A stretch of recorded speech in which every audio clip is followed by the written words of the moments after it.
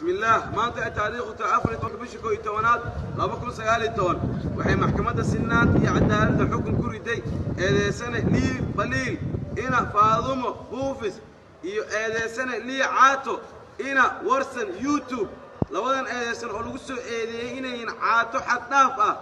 أنا كوس من عبرك وزارة عافيماتك إدجسي أو